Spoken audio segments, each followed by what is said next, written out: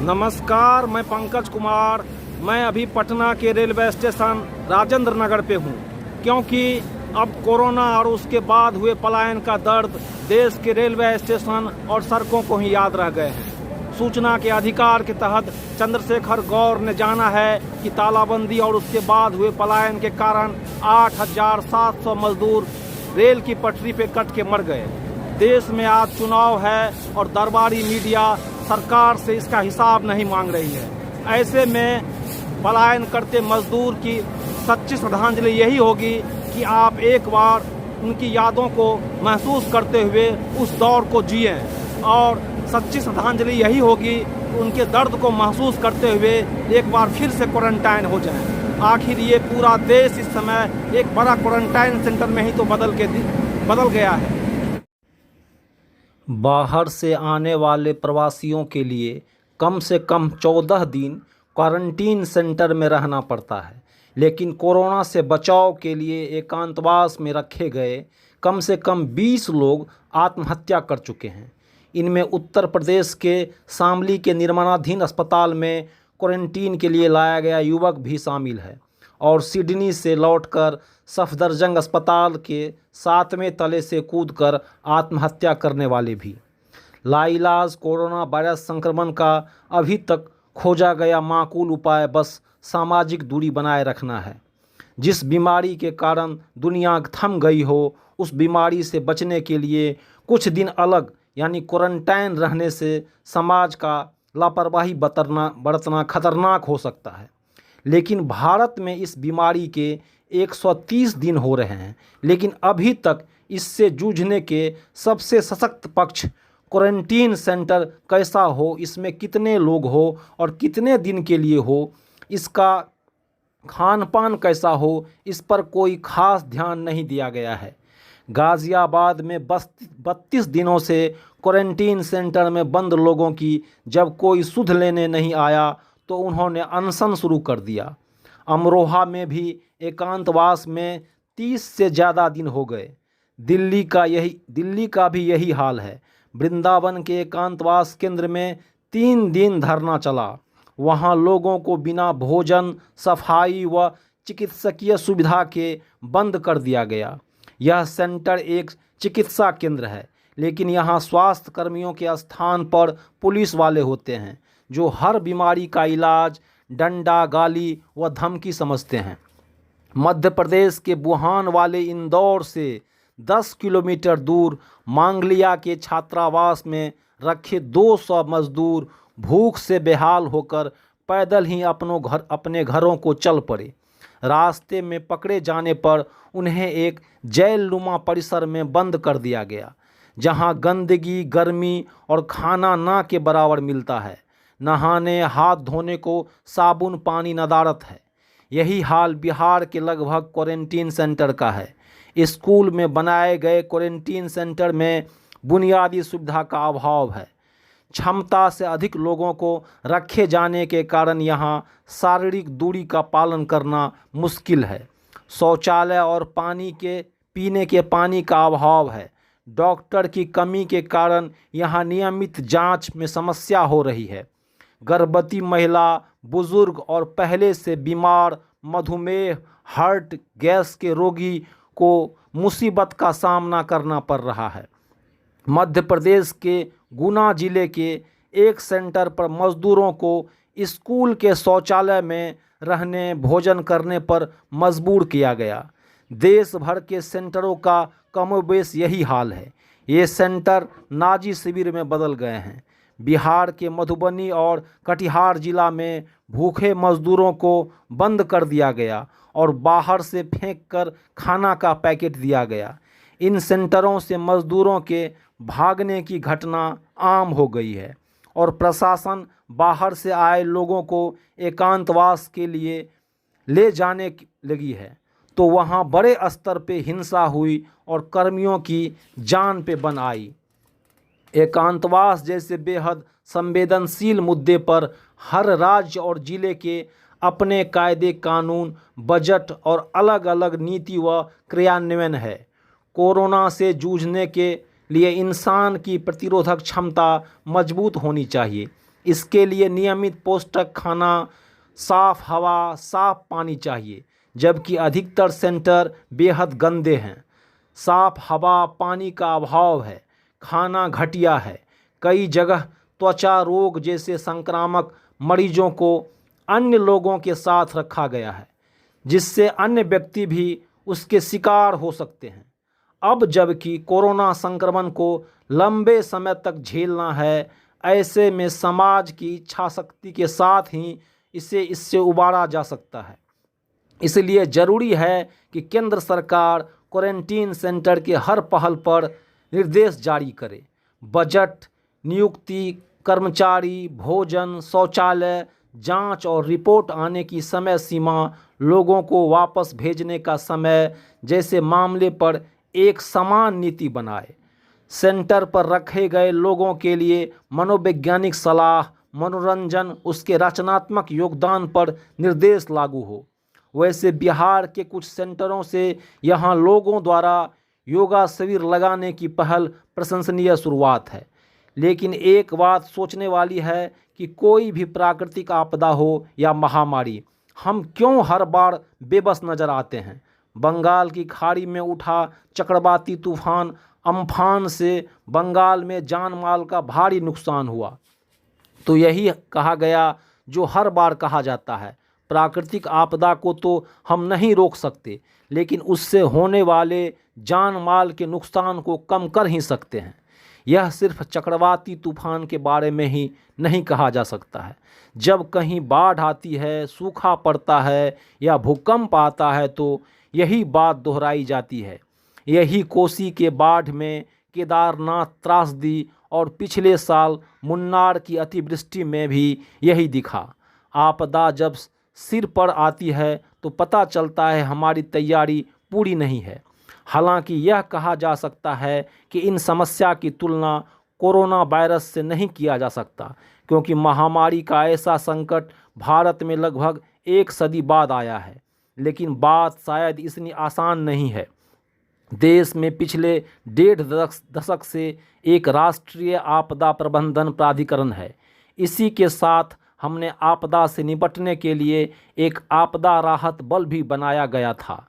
प्राधिकरण की स्थापना के समय ही उससे उम्मीद बांधी गई थी कि वह सभी तरह के प्राकृतिक और मानवीय आपदाओं के लिए देश को तैयार करेगा। इस संस्था से यह उम्मीद तो की ही जानी चाहिए कि किसी आपदा के समय क्या क्या समस्याएं खड़ी हो सकती है।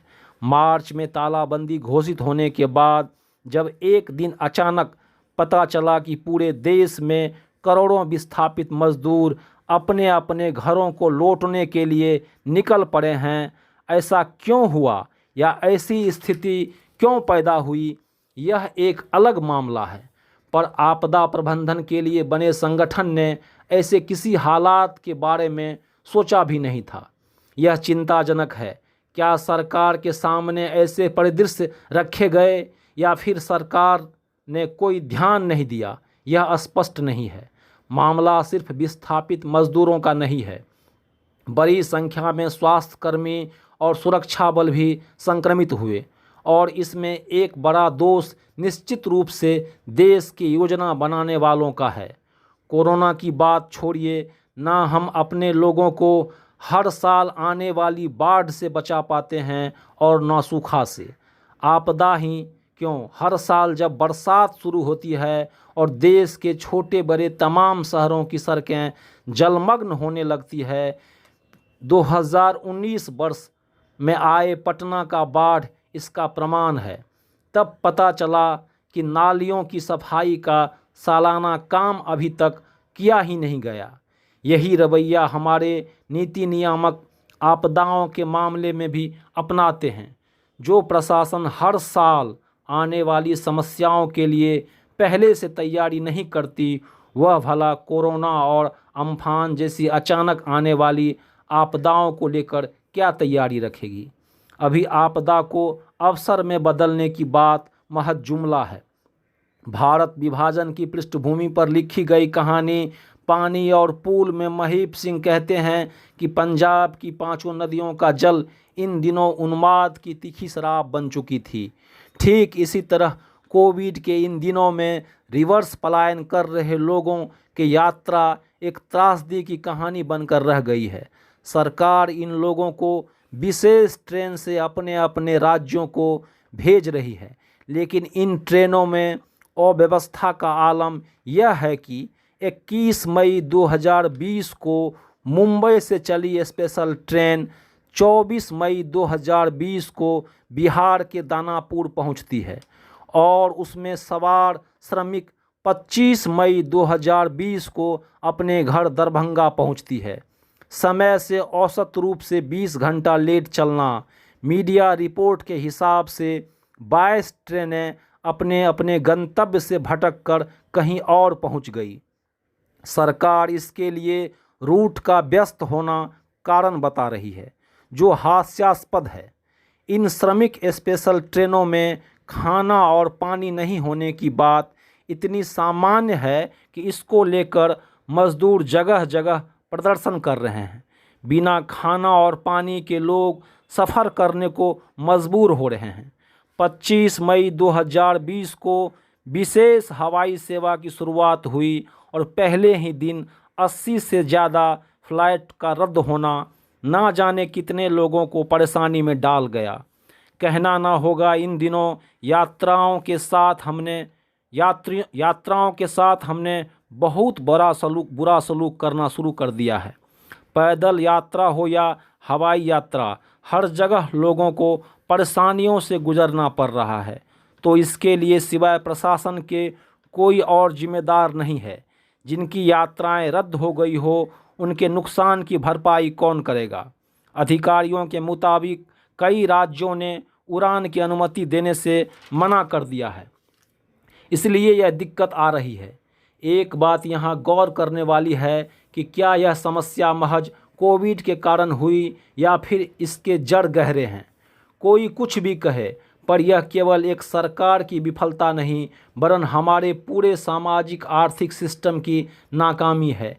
क्या किसी को गांधी की वर्धा योजना या नई तालीम याद है?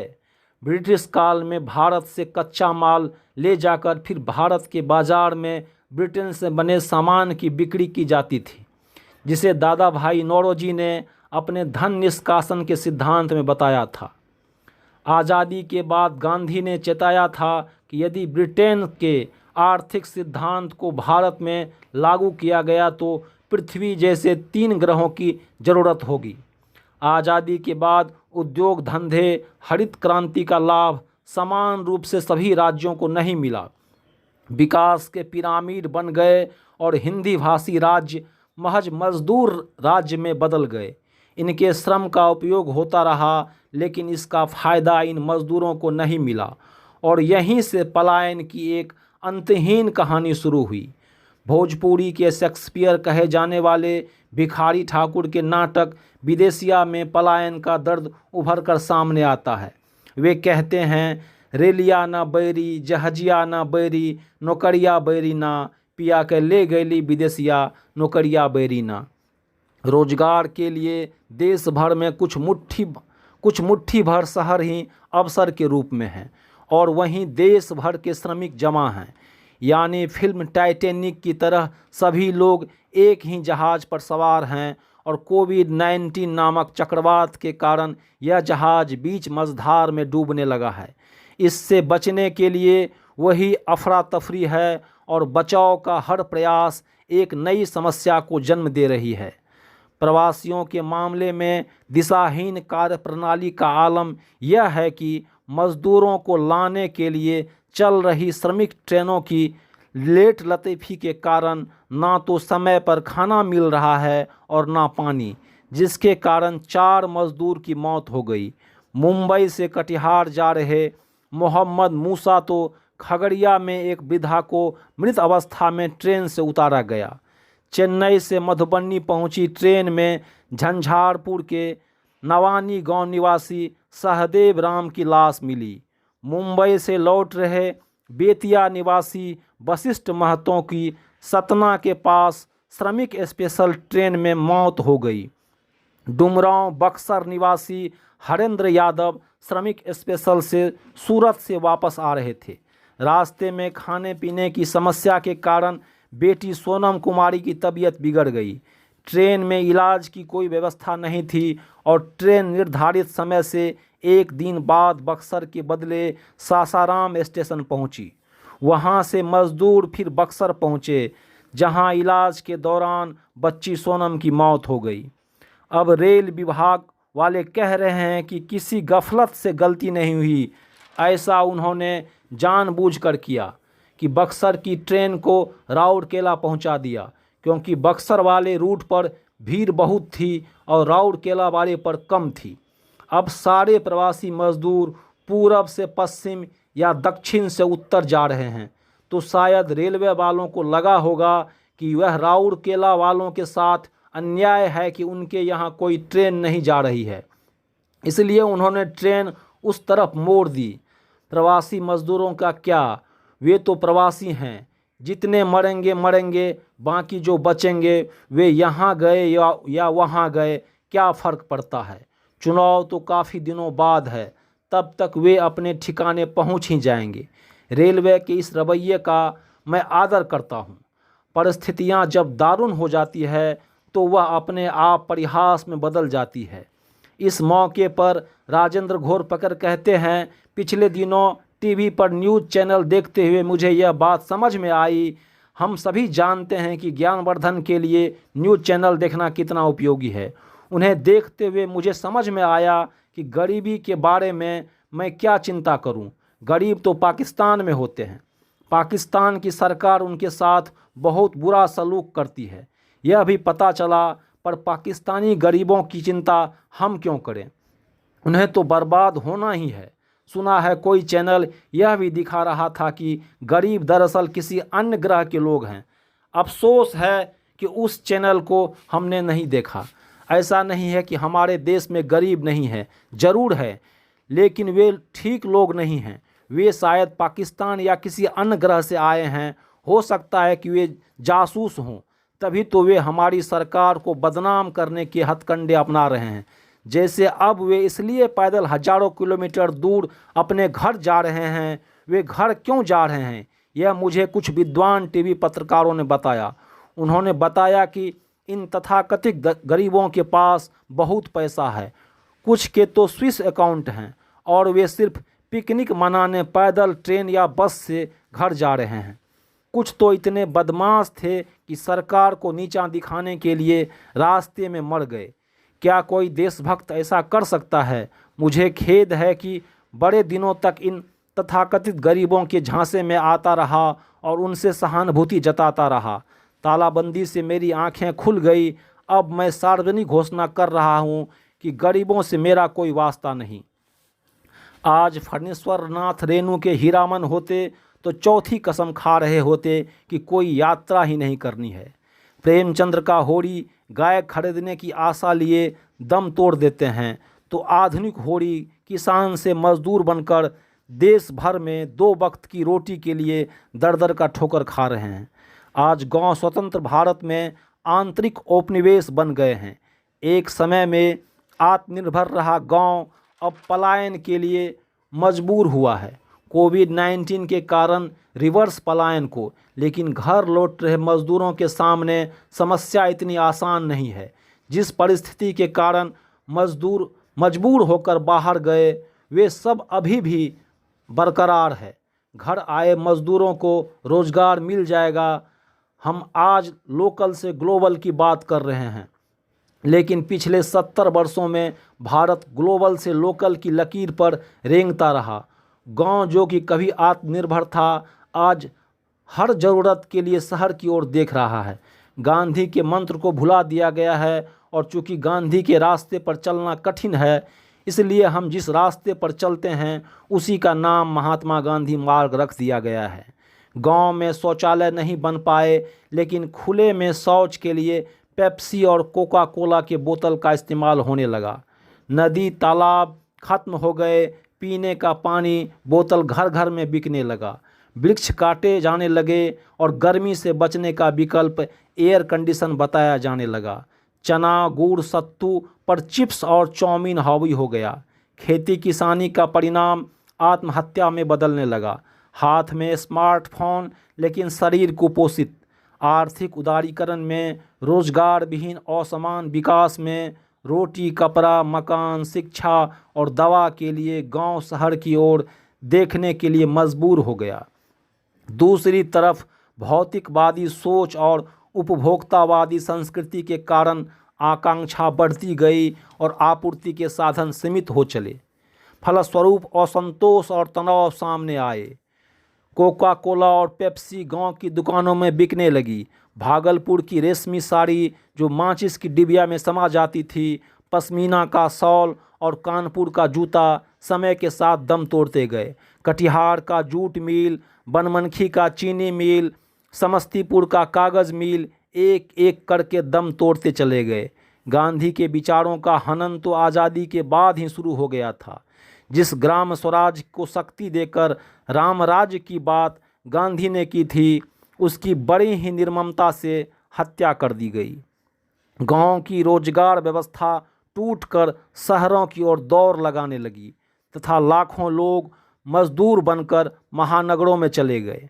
पर्यावरण के न्यूनतम मानक को भी ध्वस्त कर दिया गया। गांधी का ग्राम स्वराज्य अपने आप में आत्मनिर्भर था, जहां किसी चीज़ के लिए शहरों का मोहताज नहीं होना था और न पलायन की नौबत आनी थी। साल 1999 में आई एमुएल बलस्तीन की पुस्तक का शीर्षक था, दुनिया वैसी नहीं रहेगी जैसी दिखती है। उनके शीर्षक के पीछे आणविक हथियारों का भय था और 1 साल पहले ही भारत और पाकिस्तान ने परमाणु परीक्षण किया था, लेकिन उनकी बात पूरी सही निकली। कारण कुछ और बना। सभी यह मानते हैं कि दुनिया अब पहले जैसी नहीं होगी, ना ही आर्थिक व्यवस्था और ना ही सामाजिक संबंध। इन दोनों के साथ राजनीति और कूटनीति भी बदल जाएगी। रिवर्स पलायन कर रहे लोगों को रोजगार मिल पाएगा। हमारे यहाँ सबसे बड़ी समस्या असंगठित कामगारों की है, लेकिन इनकी ओर ना तो मीडिया ने ध्यान दिया और ना ही सरकार और ना ही राजनीतिक वर्ग ने। गांधी क्या, कल्पना कीजिए ऐसी स्थिति में कोई जयप्रकाश नारायण या राम मनोहर लोहिया क्या करते। असंगठित कामगार असहाय हैं। कामगारों की कही जाने वाली तथाकथित राजनीतिक पार्टी भी संगठित क्षेत्र में ही ट्रेड यूनियन बनाने में अधिक दिलचस्पी लेते हैं, क्योंकि यह करना आसान भी है और फ़ायदेमंद भी।